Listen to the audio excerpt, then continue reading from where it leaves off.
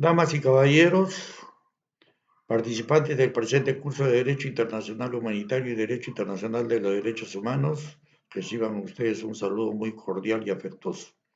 Quien les habla es el coronel ejército peruano, Óscar Daniel Noguera Bedoya. Y el tema que nos convoca el día de hoy es desapariciones forzadas y los derechos humanos. Este tema lo vamos a abordar siguiendo el siguiente sumario. Hablaremos inicialmente algunas generalidades, posteriormente veremos las desapariciones forzadas dentro del Sistema Universal de Protección a los Derechos Humanos y por último veremos la desaparición forzada de personas dentro del Sistema Interamericano de Derechos Humanos. Básicamente, recordemos, nuestra Constitución señala claramente en el artículo 55 que los tratados celebrados por el Estado y en vigor forman parte del derecho nacional. Asimismo, el artículo 205 señala, agotada la jurisdicción interna, quien se considere lesionado en los derechos que la Constitución reconoce, puede recurrir a los tribunales o organismos internacionales constituidos según los tratados o convenios de los que el Perú sea Estado parte. Y cuarta disposición final también nos dice, las normas relativas a los derechos y a las libertades del que la Constitución reconoce se interpretan de conformidad con la Declaración Universal de los Derechos Humanos y con los tratados y acuerdos internacionales sobre las mismas materias ratificados por el Perú. Esta disposición básicamente es para que se da con la intencionalidad de que tenga estándares internacionales. Desaparición forzada. Cuando se lleva a cabo una situación de un caso de desaparición forzada, uno puede recurrir dentro del ámbito nacional, hay el derecho nacional. Lo puede hacer ya sea a través de un proceso penal o un proceso civil, de acuerdo a la situación administrativamente lo puede llevar a cabo de acuerdo, como le digo, a los indicadores y a la situación persistente. Cuando él considera que sus derechos no están siendo lo suficientemente atendidos, puede acudir al ámbito internacional, ya que el derecho internacional público así lo permite. Y esto lo puede hacer dentro de una situación normal de Estado de Derecho, vamos a llamar así, dentro de los derechos humanos, o si estamos en un conflicto armado interno o un conflicto armado internacional, dentro de la aplicabilidad del derecho internacional humanitario. Como ya habíamos señalado, a continuación veremos las desapariciones forzadas dentro del Sistema Universal de Protección a los Derechos Humanos. Como bien sabemos, después de la Segunda Guerra Mundial, los líderes se pusieron de acuerdo, dijeron, esto no puede continuar. Inmediatamente redactaron la Carta de las Naciones Unidas. La Carta de las Naciones Unidas básicamente es un documento donde se sientan las bases del derecho internacional al reconocer el deber que tienen todos los estados de proteger a todas las personas. Es la partida de nacimiento propiamente de todo el derecho internacional. Con esta carta se crea la Organización de Naciones Unidas, conocida como las Naciones Unidas. En ella se crean todos los órganos que constituyen las Naciones Unidas. Vaya a decir, la Asamblea General, el Consejo de Seguridad, el Consejo Económico Social, la Secretaría General y la Corte Internacional de Justicia, el Consejo Fiduciario que ya dejó de funcionar y es bueno señalar también que dentro del Consejo Económico y Social existía el Comité de Derechos Humanos. Ya en 2006 este comité se convierte en Consejo de Derechos Humanos. Subió de categoría, por decirlo de alguna forma. Ya no dependía dentro del Comité Económico Social, sino ya es un consejo propio de derechos humanos. El sistema universal, como bien lo hemos señalado anteriormente, básicamente los mecanismos de los derechos humanos, tenemos mecanismos convencionales y mecanismos extraconvencionales. Los mecanismos convencionales son aquellos que son derivados de los tratados específicos, convenciones o tratados, mientras que los mecanismos extraconvencionales provienen básicamente o están basados en la Carta de las Naciones Unidas.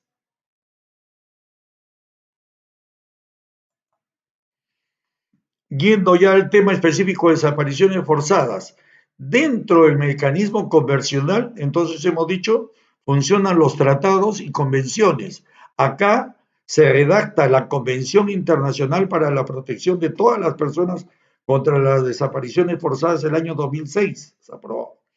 En esta convención se crea internamente el Comité contra la Desaparición de Personas, Desaparición Forzadas, un comité específicamente entonces para velar por el cumplimiento de esta convención internacional.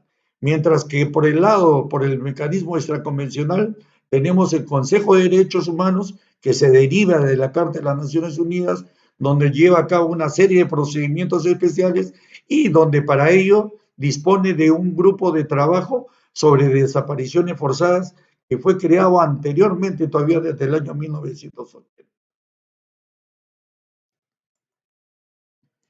Entonces, ya yendo específicamente más al tema que nos aboca el día de hoy, que es las desapariciones forzadas dentro del sistema universal. Y por razones solamente de orden cronológico, primero vamos a ver el mecanismo extraconvencional y posteriormente veremos el mecanismo convencional, meramente por orden cronológico. Primero se da la declaración sobre la protección de todas las personas contra las desapariciones forzadas en el año 1992. Y cuando se da esta declaración, ojo, ya se había creado en el año 1980 un grupo de trabajo sobre desapariciones forzadas o involuntarias, como se llamaba en esa época, porque ya se había producido desde la Segunda Guerra Mundial, ¿no? ¿Cuánto judío desapareció? Ya habían estas situaciones de desaparición. En el mismo Vietnam, ¿cuántas veces se llevó a cabo? Y por el mecanismo convencional tenemos, como ya lo hemos señalado anteriormente, la Convención Internacional para la Protección de todas las personas contra las desapariciones forzadas del año 2006 y donde crea básicamente el Comité contra las Desapariciones Forzadas, que se crea justamente para verificar que toda la normatividad que está plasmada en esta convención se cumpla, o sea, vigila, sigue, hace un seguimiento y periódicamente informa.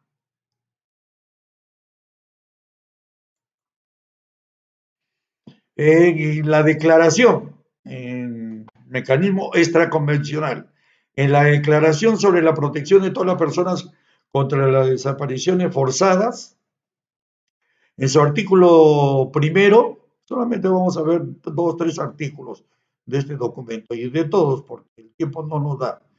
En el artículo primero señala 2 cosas bastante importantes. En una, considera como la desaparición forzada como ultraje a la humanidad. Es como una negación de los objetivos de la Carta de las Naciones Unidas y como una violación grave y manifiesta de los derechos humanos y de las libertades fundamentales proclamado en la Declaración Universal de los Derechos Humanos. Y por otro, también considera que todo acto de desaparición forzada sustrae a la víctima el derecho de reconocimiento de su personalidad jurídica, el derecho a la libertad y a la seguridad de su persona y el derecho a no ser sometido a tortura ni a otras penas o tratos crueles, inhumanos o degradantes. Viola además el derecho a la vida o lo pone gravemente en peligro. Entonces, en este artículo 1 básicamente se sustrae y señala que la desaparición forzada no está independiente, está ligada, puede estar ligada a la tortura, a la vida, al derecho que tiene a un juicio justo y a una serie de derechos humanos que ya se venía dando. En su artículo 2 y 3 nos señala lo siguiente. En el artículo 2, ningún Estado ya responsabiliza, autorizará ni tolerará las desapariciones forzadas Los estados actuarán a nivel nacional, regional y en cooperación con las Naciones Unidas para contribuir con todos los medios a prevenir y eliminar las desapariciones forzadas. Y hay un compromiso de los estados. Los estados tomarán medidas legislativas, administrativas, judiciales y otras medidas eficaces para prevenir o erradicar los actos de desapariciones forzadas. Entonces acá ya los estados se están involucrando en esta declaración que se hace.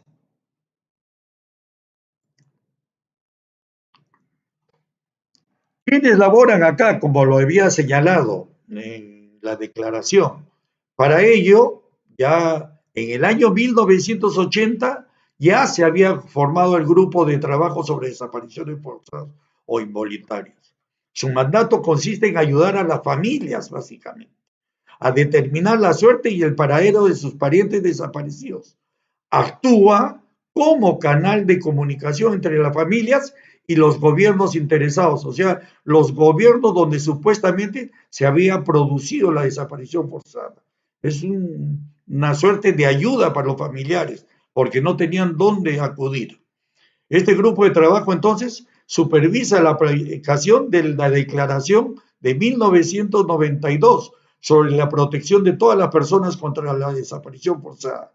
Entonces, cuando se da esta declaración, ya existía este grupo de trabajo, porque ya se habían presentado situaciones de desapariciones forzadas. Acordémonos nomás en la Segunda Guerra Mundial cuántos judíos desapareció, en la misma guerra de Vietnam, en una serie de conflictos, y en muchas series, en muchos estados ya se había sufrido, ya se había creado con esa intención de tener un ente por lo menos que pueda facilitar a las familias a buscar a sus familiares. La convención, ahora vamos a ver ya los mecanismos convencionales. Y no podemos dejar de mencionar la Convención Internacional para la Protección de todas las Personas contra las Desapariciones Forzadas. Acá en este gráfico básicamente se quiere señalar quiénes han firmado, quiénes han ratificado. Ustedes lo verán con mayor tranquilidad, pero básicamente este tratado fue firmado, esta convención, en el año 2006 y entra en vigor el año 2010 el Perú. Cuando hablamos de tratado, convención, básicamente si estamos hablando de lo mismo.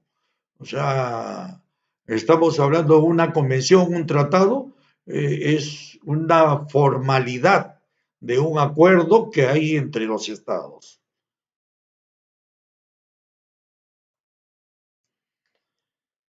En la Convención Interamericana e Internacional vemos acá que estados han ratificado hasta junio del 2018, vemos que la mayoría han ratificado, sin embargo algunos no lo han ratificado como Panamá y Venezuela. Después está Paraguay, Uruguay, Perú, Panamá, Costa Rica, Chile, Bolivia, de manera general. ¿Qué dice la convención? Acá sí. Iniciando la convención, este tratado, esta convención, ¿qué nos señala? En el artículo 1 nos dice, nadie será sometido a una desaparición forzada, ya, de lleno, nadie, un derecho nadie. En ningún caso podrán invocarse circunstancias excepcionales, tales como estado de guerra o amenaza de guerra, inestabilidad política interna o de emergencia política como justificación de la desaparición forzada. Pues acá ya los estados, así estén en conflicto o no estén en conflicto, no puede ser excusa. Y el artículo 2 acá ya es importante porque acá ya se da la primera definición de lo que es desaparición forzada. Para los efectos de esta convención, vamos a ver que la Convención Interamericana también se da otra definición, que al final es muy similar, pero que tiene sus pequeñas diferencias que en su momento las veremos. ¿Qué nos dice acá? Desaparición forzada es el arresto, la detención, el secuestro o cualquier otra forma de privación de libertad que sean obra de agentes del Estado o por personas o grupos de personas que actúan con la autorización, el apoyo, la aquiescencia del Estado, o sea, el Estado o con la aquiescencia del Estado, seguida de la negativa a reconocer dicha privación de libertad o el ocultamiento de la suerte o del paradero de la persona desaparecida, sustrayéndola a la protección de la ley.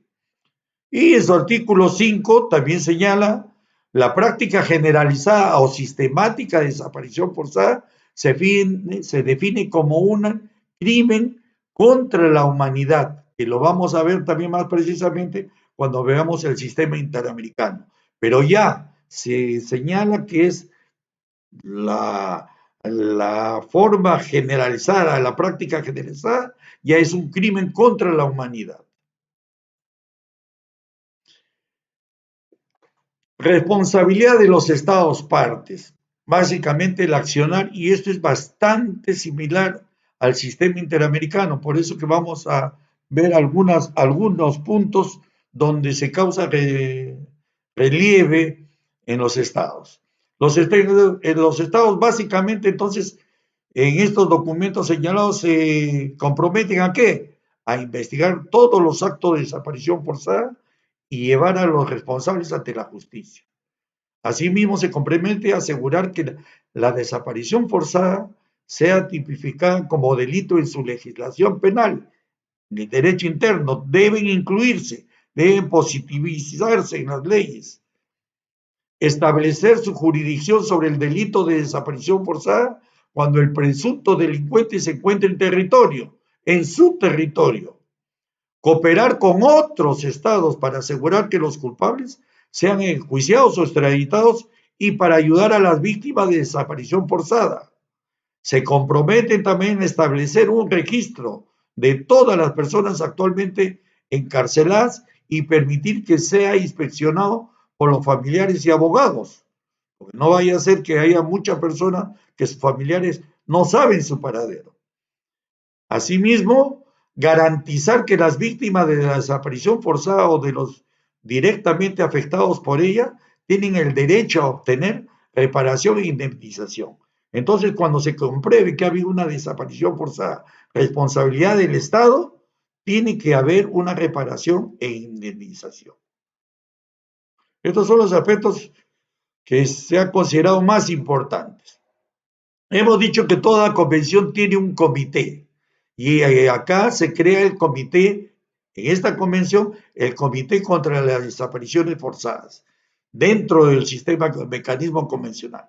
Entonces, para el caso de desapariciones forzadas, el comité está integrado por 10 expertos que actúan de manera independiente, cumplen la función de supervisar y hacer seguimiento de la aplicación de la Convención Internacional para la Protección de todas las personas contra las desapariciones forzadas. El comité coopera con todos los organismos especializados de las Naciones Unidas, con las organizaciones, instituciones regionales, así como con todas las instituciones, organismos y oficinas nacionales pertinentes. Es decir, este comité se relaciona y coopera básicamente con el Alto Comisionado de Derechos Humanos de las Naciones Unidas, con los organismos extraconvencionales, también coopera con los organismos del sistema interamericano, de las regiones, y por último hasta con los organismos, con todo el sistema nacional de los estados.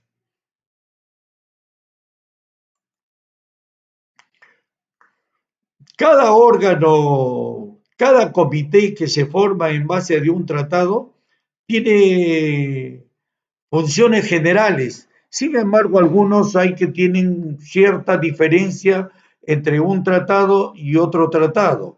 Por ejemplo, el tratado que estamos viendo, el Comité contra la Desaparición Forzada, recibe o realiza informes periódicos, ¿de acuerdo? Vamos a señalarlo. Informes periódicos, denuncias individuales, acepta denuncias estatales, realiza investigaciones de oficio y cuando hay observaciones generales. Entonces vemos que participa en todos, a diferencia de otros más o menos tienen el régimen igualito que el Tratado contra la Tortura, ¿no? Vemos acá. Pero ese porque se considera un delito muy grave. Vamos a ver la desaparición forzada de personas entonces dentro del sistema interamericano de manera muy rápida de protección a los derechos humanos. ¿Ya? ¿Por qué es importante el sistema interamericano de derechos humanos para el Perú? ¿Por qué? Porque básicamente nos fortalece el proceso de respeto y garantía de los derechos humanos que es derivada de la Constitución y norma de desarrollo de la misma. Asimismo, permite que cualquier persona o grupo de personas afectadas en sus derechos pueda recurrir a la vía internacional a fin de exigir su cumplimiento. Asimismo, a través de la jurisprudencia interamericana, se fortalece y amplía los estándares internacionales de protección de los derechos, con los cuales son vinculantes para todos los organismos jurisdiccionales. Por ello es importante la, el sistema interamericano de derechos humanos. El sistema interamericano de los derechos humanos, ¿qué órganos tiene para su cumplimiento? Básicamente tiene la Comisión Interamericana de Derechos Humanos y tiene la Corte Interamericana de Derechos Humanos. ¿Qué instrumentos hay a nivel interamericano? Tenemos inicialmente la declaración sobre la protección de todas las personas contra la desaparición, perdón, la Declaración Americana de los Derechos y Deberes del Hombre del año 1948 que se dio en Bogotá, Colombia. De ahí tenemos la Convención Americana sobre los Derechos Humanos. Ya esto fue en Bogotá, San José, Costa Rica. Posteriormente ya tenemos la Convención Interamericana sobre la Desaparición Forzada de Personas que fue adoptada en 1994 y para el Perú entra en vigor a partir del año 2002. Y también tenemos como instrumento las resoluciones que ya se han dado en el marco de la Asamblea General de la Organización de Estados Americanos. Entonces vemos varios instrumentos por los cuales los órganos, como son la Comisión y la Corte, tienen para llevar a cabo cualquier procedimiento de estos que lo vamos a ver acá adelante. Entonces, para ubicarnos, después que fue aprobada en la Asamblea General de las Naciones Unidas la Declaración sobre la Protección de todas las personas contra las desapariciones forzadas, en el marco de los Estados, en el marco de la OEA de los Estados Americanos, fue aprobado en 1994 y entró en vigor la Convención Interamericana sobre Desaparición Forzada de Personas, lo cual ya la acabamos de señalar y hemos visto su artículo donde se describe claramente qué cosa es desaparición forzada. En el año 2002, cuando entre en vigencia el Estatuto de Roma, muy importante, la Corte Penal Internacional entra en funciones, ustedes saben, considerando la desaparición forzada como un crimen de lesa humanidad. Ya lo habíamos advertido, ¿se acuerdan que en la convención se señalaba en el artículo 5 que cuando esta práctica era muy repetida ya era considerado delito contra la humanidad? Acá ya cuando entra en vigor el Estatuto de Roma ya se considera como un crimen de lesa humanidad y el Tribunal Internacional, el Tribunal Penal Internacional que se crea en este Estatuto de Roma, propiamente entra en funciones y lo considera parte de su competencia.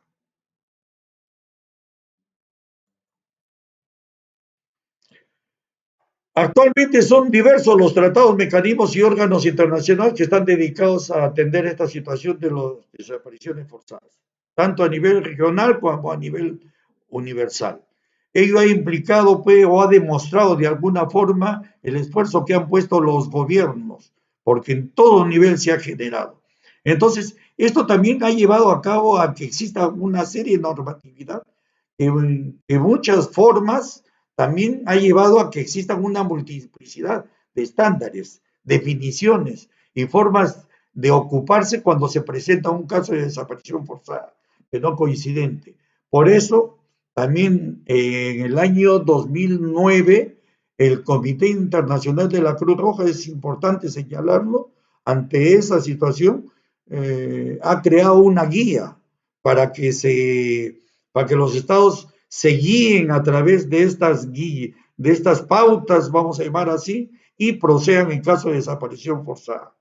Entonces, desde el año 1980, en que se crea el Grupo de Trabajo sobre Desapariciones Forzadas de las Naciones Unidas, miren ustedes, hasta el año 2018 se han visto 56.363 casos en 102 estados.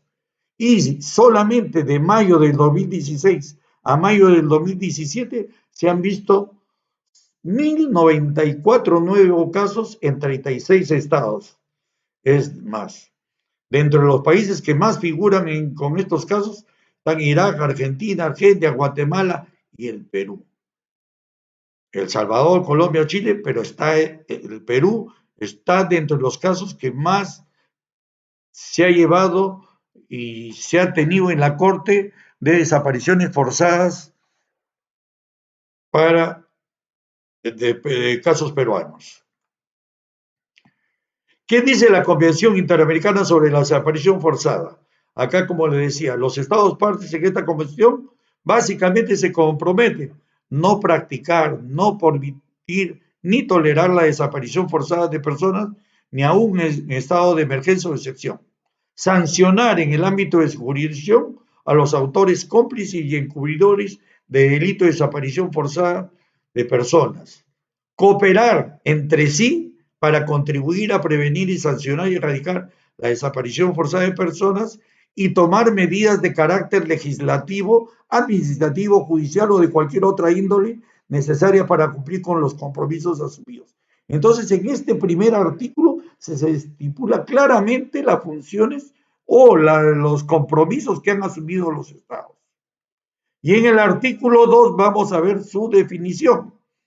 Para efectos de la presente convención, estamos hablando de la Convención Interamericana, para los efectos de la presente convención se considera desaparición forzada la privación de la libertad de una o más personas, cualquiera que fuera su forma, cometida por agentes del Estado o por personas o grupos de personas que actúen con la autorización, el elemento, el apoyo o la aquiescencia del Estado, seguida de la falta de información o de la negativa a reconocer dicha privación de libertad o de informar sobre el paradero de la persona con la cual se impide el ejercicio de los recursos legales y de las garantías procesales pertinentes. Acá vemos claramente su definición, señores participantes, que hay tres elementos. Uno, la privación de la libertad. Otra, que esté comprometido deliberadamente agentes del Estado o que tenga la aquiescencia de personas o grupos pertenecientes al Estado, y que exista también la negativa de reconocer que dicha privación de la libertad, donde hay de privación, o de informar sobre el paradero de la persona con el cual se impide. Hay tres elementos fundamentales que se señalan para considerar este tipo de delito, llamemos. Entonces, ya lo hemos visto anteriormente, cuáles son los órganos responsables de vigilar este cumplimiento de esta convención. Básicamente, ya para ir finalizando, es la Comisión Interamericana de Derechos Humanos, que tiene su sede en Washington, y la Corte Interamericana de Derechos Humanos con sede en San José de Costa Rica. Son los dos órganos responsables de vigilar justamente esta Convención Interamericana de Desaparición Forzada de Personas. ¿Qué hace la Comisión Interamericana de Derechos Humanos? ¿Qué hace la Comisión Interamericana cuando se produce esta situación? Recibe la petición de la desaparición, decide sobre la admisibilidad o inadmisibilidad, o sea, la acepta o no la acepta, decide sobre el fondo. Si determina que hay violaciones, emite un informe y le da un plazo al Estado para que cumpla sus recomendaciones. Si el Estado no cumple con las recomendaciones, envía el caso a la Corte. O sea, no es que de frente la toma y la pasa a la Corte. Primero le da, y no solamente una vez, muchas veces hay muchas conversaciones. ¿Qué funciones cumple la Corte? La Corte recibe el caso de la Comisión Interamericana, recibe el escrito de los representantes de la víctima, recibe la respuesta del Estado demandado, realiza la audiencia pública y emite su sentencia. Y por último, da seguimiento que se cumpla la sentencia que ha señalado.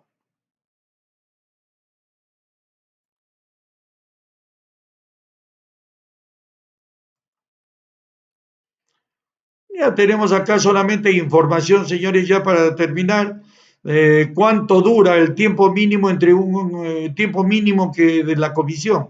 1 año y 9 meses, tiempo máximo 22 años, el tiempo promedio que se demora en la comisión, 8 años, 7 meses. Igual, la Corte Interamericana, el tiempo mínimo que se ha demorado, 9 meses, el tiempo máximo, 4 años, 3 meses y el tiempo promedio 1 año, 8 meses.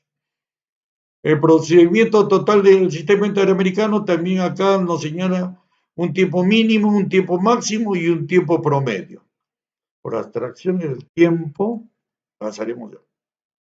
Acá solamente ya estamos terminando, solamente para señalarles las últimas que ha tenido la competencia.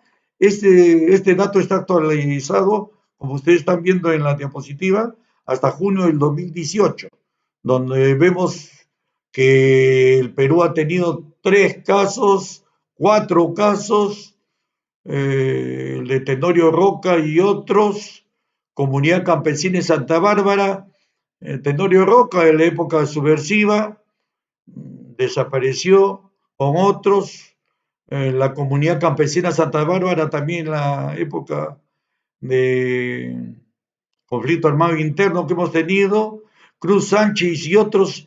Esto se dio en el caso de la operación Chavín de Huántar, que supuestamente no falló la Corte, que no se debió, digamos, ultimar de acuerdo a la información que en ese momento tenía, que después lógicamente cambió, pero son los casos saltantes.